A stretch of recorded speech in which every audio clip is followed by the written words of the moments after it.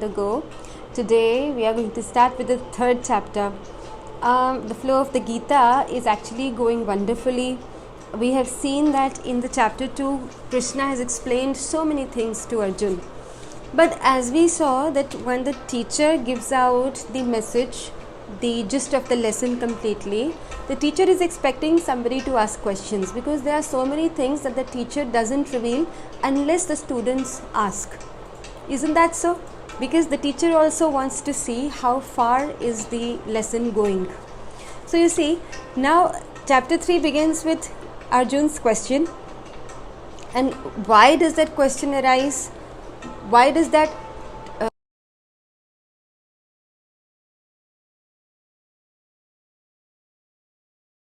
So today we are going to examine that, and let's see how Arjun manages to ask this question, where the confusion stems from, and how are we going to catch up with the flow from here onwards. But first let's stay our prayers. Om Jnanatimirandhasya Jnananjan Shalakaya Chakshurunmilitam Yena Tasmai Shri Guruve Namaha.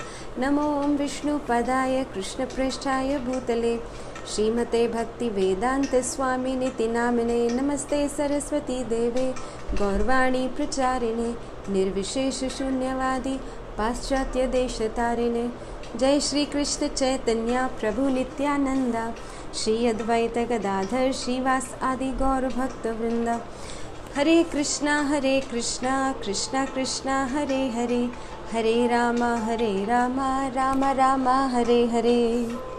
So what is Arjun asking in the first shlok of chapter 3 as it starts from here? Now Arjun is asking, Arjun uvacha jayasi cheta karmanaste mata buddhir janardana tat kim karmani ghore mam niyojayasi keshava. Okay, let me read out the shloka in English, translated in English.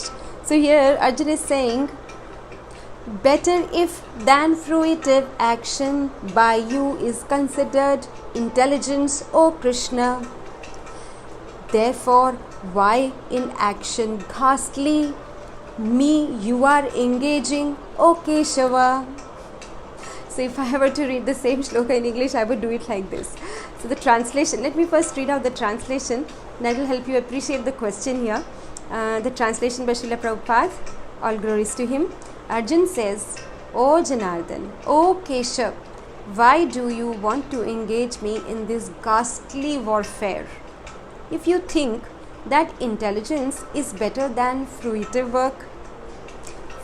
work means working for fruits, that is working for sense gratification, working to achieve some materialistic results.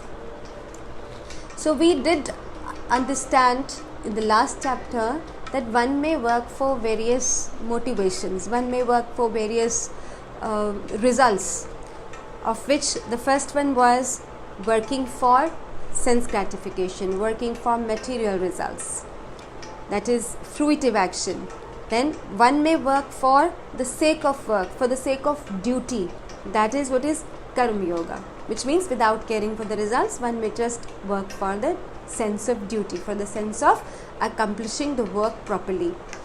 And then third comes working for the love of Krishna, working for the pleasure of Krishna. That is the highest motivation to work.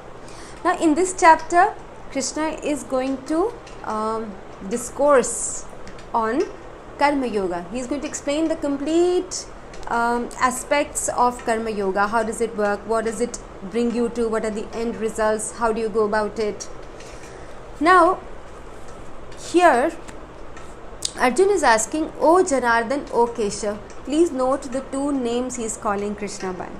He is calling Krishna as Janardhan. What is the meaning of Janardhan? Janardhan actually can be interpreted in two ways. Janardhan can be interpreted to mean, O maintainer of all the living entities. And secondly, it can also be interpreted to mean a person who is a giver of pain. So there are two very contrary interpretations of this. Now Sanskrit is such a language, that it can be molded to actually mean two things at the same time, but both may be highly relevant at that time. So here Arjun wants to say that, oh Krishna, why are you giving pain by being so confusing? Why are you saying confusing things to me? Now please dispel this doubt, please dispel this confusion by answering this clearly, that if you think that the sense of buddhi, that means working with intelligence, is better than all kinds of avaram karma.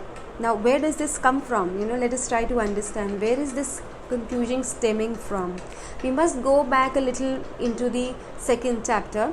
Now in second chapter we know that Krishna first explains the science of the soul to Arjun, and then he moves on to talk about karm kand, then he moves on to talk about karm yog, and then he moves on to give hints about bhakti yoga as well, right? Now 2.49, if you recall the verse 2.49, it says Duren hai avaram karma buddhi yogad dhananjaya buddhau sharanam anvicha kripanah phalahetavah. Now here Krishna is telling Arjun that, O Dhananjay, keep all abominable activities far distant by devotional service. Now here Buddhi Yoga has been interpreted as devotional service, which it is actually, although the literal meaning of Buddhi Yoga is working with intelligence, but the highest work that one can do by his intelligence is indulgent Bhakti Yoga or devotional service. So here Krishna is asking Arjun to keep all abominable actions. Abominable actions means bad actions, unwanted actions, away by doing Buddhi Yoga, right? And since then, after this, in fact, right from the shloka number 2.39, Krishna doesn't talk directly about Arjun going out to fight. Now and in fact, he is repeating again and again till the end of the second chapter that work with Buddhi Yoga and be sthita pragya, be somebody with steady intelligence, muni, be a muni with sthita dhir. Sthita dhir means with steady intelligence, right? And he's also talking about peace. If you remember, in one of the shlokas, Krishna said that you can find complete happiness only if you have peace. You can have peace only if you have a steady mind, and if you can have a steady mind only if you have steady intelligence. So Krishna has been talking about steady mind, steady intelligence. He's talking about peace. He's talking about complete happiness. So Arjun is bound to get confused that by abominable action, probably Krishna means warfare, which means don't indulge in warfare. So he gets confused. So Arjun thinks that initially Krishna was asking me to fight, get up and fight, get up and fight. But for quite some time now, for almost 30-35 verses before this, Krishna is not talking about fighting directly. He's just talking about peace, happiness, steady mind and steady intelligence. So he interprets abominable action to be war, right? That is why he says that on one side you're telling me, Krishna, that avoid all abominable action, which he is interpreting to be this war, right? And on the other hand, you're telling me that Buddhi Yoga is better, So what should I do? Should I fight or should I not fight? So Arjun's confusion is actually, there are two options which Arjun thinks he has. That he says that one option is that I become completely inactive. I just give up everything. I just go and go into the forest and better beg alms from people and feed myself. There's no need for me to indulge in this war. And the other option is that fight, which is a bad action. Fighting or war is a bad action. But in second chapter also, we consider this at many steps, that the action itself is not good or bad. It is a consciousness behind doing that action that makes it so, right? And if there is something which is important, which is necessity at that particular point of time, in terms of keeping the dharma alive, it is something that Krishna wants us to do. For example, Krishna in this case wants Arjun to fight. So fighting itself is not an abominable action, but the consciousness with which one is can fight, is fighting, will actually make all the difference. So actually the options available are, one could actually, as we just discussed, one could work for the sake of material pleasures, as Krishna mentioned in the second chapter. First, Krishna is also explaining to Arjun that you can fight for getting the heavens, so that is karma kand. Then he says you can fight for the sake of fighting. So when you fight for just the sake of fighting, which is for doing your duty, then what will happen is you will become liberated if you don't do it for any particular material result, right? And then he also hinted at bhakti yoga, do it for my pleasure. Okay, Arjun, just leave everything aside, leave karma kand, leave karma yoga, and just fight for my sake, because I'm telling you to fight. He hints that also in second chapter. So that's why the confusion is coming to Arjun's mind. Now in this chapter, Krishna is going to tell Arjun that for you, Arjun, karma yoga is better.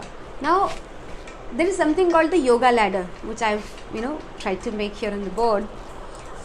Initially there is karma kand. Well, below karma kand is the karmi level, which means people are doing actions obviously for sense gratification, but they're not offering anything to the higher authorities, that is the devatas and the Bhagavan.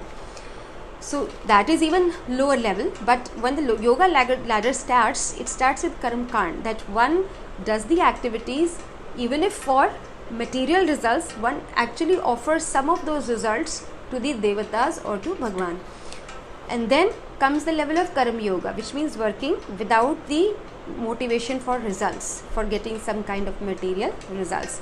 Then comes jnana yoga, then comes dhyana yoga, and at the top comes bhakti yoga. So this is called the yoga ladder, and this is how it proceeds. But here in this chapter, Krishna is going to tell Arjun that Arjun, don't renounce, you must fight just for the sake of fighting, because you're a kshatriya, your duty is to fight. So indulge in karma yoga. So this chapter is going to entail the glories of karma yoga. So one might say that if somebody can be a jnani, then why come down to this level of karma yoga, right? So in this particular chapter, Krishna is explaining, or Krishna is actually giving us the options, that everyone is not at the same level. Some people may be at the level of karma kand, some people may be at the level of karma yoga, some people may be at the level of jnana yoga, up to bhakti yoga level. Well, these things are actually going to become clearer and clearer as the flow of Gita proceeds onwards. There are so many shlokas in which Krishna explains the yoga ladder later also. This is just a beginning, just an introduction. Now let's see what beautiful things Srila Prabhupada tells us in this purport. He says that the path of realization has been recommended, Buddhi Yoga or Krishna consciousness, which means ultimately the best path to follow is Buddhi Yoga, actually Bhakti Yoga, translated by Srila Prabhupada as Bhakti Yoga. Now once again, Srila Prabhupada's mercy, his extreme compassion to all the living beings is coming across to this purport, because in every purport, rather let's say the conclusion of every purport for every shloka of Bhagavad Gita by Srila Prabhupada is the conclusion of Gita itself. Now Krishna spoke the Gita to Arjun in about 45 minutes on the battlefield. So going through all those 700 verses, Krishna gave so many options: karma kand, karma yoga, jnana yoga, dhyan yoga, bhakti yoga, ultimately. But in the last chapter, in the 18th chapter, Krishna makes it more than clear that the best way to be is to surrender to me, which means to be a bhakta, to be devoted to me. That is bhakti yoga. That is the conclusion of Bhagavad Gita. But you will find that Srila Prabhupada gives us the conclusion that Krishna talks about in the 18th chapter in every purport of the shloka, which means he knows that Arjun heard the Gita through in 45 minutes on the battlefield, but people like us don't have that kind of patience to read the Bhagavad Gita completely to the end in one go. In one go, obviously that's just unthinkable, but even with some kind of regularity, because we are, all of us actually, we don't have that much time, and sometimes we find time to read a couple of verses, maybe a few pages at one time, and then we forget all about it, and then we take it up again. You see, the flow of the Gita will be broken as we read it, and so we will not really be able to follow the flow properly as well as get to the conclusion. So Srila Prabhupada is very compassionate. In every purport he tells us what Krishna is going to conclude at the end. So he says here that ultimately the path of realization is Buddhi Yoga or Krishna consciousness or Bhakti Yoga, that is. And however, later Srila Prabhupada says sometimes Krishna consciousness is misunderstood to be inertia, and such a person will misunderstand that if I am going to become spiritual, it means that let me withdraw to a secluded place, to a lonely place, and just sit there and chant the names of God. So Srila Prabhupada is actually addressing the misunderstanding that most people have. Most people think that being spiritual means to be inactive, to just leave off all the duties in the world, to just go away and probably live in a secluded, lonely place and just chant the names of Lord. It means to withdraw from the world. But Srila Prabhupada is making this more than clear that even for going into a secluded place and chanting the names of the Lord and indulging in bhakti actually needs a lot of training. People think that this is easy. This is not. And the reason for that is, if somebody is sitting in a lonely place without anything to do, because of our past conditioning, the thoughts that come automatically to our mind are the thoughts of sense gratification. Even if we sit down with the motivation of taking Krishna's names, okay, for the next 1 hour I'm just going to chant Krishna's name, no other thought, okay, mind, please give me a break, nothing else please at this moment of time. But the moment we start chanting, what happens is, the moment we start trying to connect to Krishna, thoughts of sense gratification start coming in almost immediately. Why? Because our mind is so conditioned that it's used to thinking about these things so much that we are at this point of time not at all qualified to sit in a secluded place to chant. Just like, these are actually, this conditioning is also called samskars. Samskars are the imprints from our past lives, from earlier parts of this life. Just like, if you've ever noticed, if you make a cemented ramp and if the cement is wet, and if an animal or a person accidentally steps on the wet cement, the footprint will be seen, years and years later when the cement dries up. So these sanskars are like such impressions, they are there to stay. What we might have thought or done in life before this, or 4 lives, 5 lives, 6 lives before this, the imprints, the impressions stay with us, so that whenever we sit still, the mind just pushes out, it just throws up images and the impressions from our past lives also, because it's so much addicted to sense gratification, so much addicted to material enjoyment. So Srila Prabhupada is saying that even to do this, you need a lot of training. Don't think that today you've decided, okay, I'm going to become a spiritualist, I'm just going to take Krishna's name and I'm just going to worship Krishna, nothing else, I'm just going to the Himalayas, just to be alone. But that doesn't happen. That's not possible for us to do at this point of time because of our past conditionings. We are not qualified to do. And that's what Krishna is going to tell Arjun also. Well, Arjun actually is a devotee. Probably he could have done it, but through Arjun he is trying to give us a message that Arjun, I think for you Karma Yoga is better. And that's why Krishna is telling us that we must understand our level and decide accordingly, right? As to what form of spirituality, which rung of the ladder we must be at, and take this very practically. Let's not consider ourselves to be very advanced, because we are not, and we need to deal with our as we call it in the scriptural language, anarthas, the inauspicious things and desires in our hearts first. So if somebody just renounces, so it gives up everything in the life and goes, you must have heard about in somebody's family, the father just went off, disappeared to become a sadhu, So Well, somebody might have had the renunciation deep in the heart, really that much, but in most cases it turns out that the person just didn't want to take up the responsibilities of this life, and that's why he went off. And that's what creates a wrong impression of spirituality on people, because that's not spirituality at all. So Srila Prabhupada here says that some people, in fact he's explaining through Arjun. In other words, Arjun wanted to skillfully avoid the fighting by using Krishna consciousness as an excuse. So this is what many people do. They make spirituality as an excuse to just run off from their duties and responsibilities.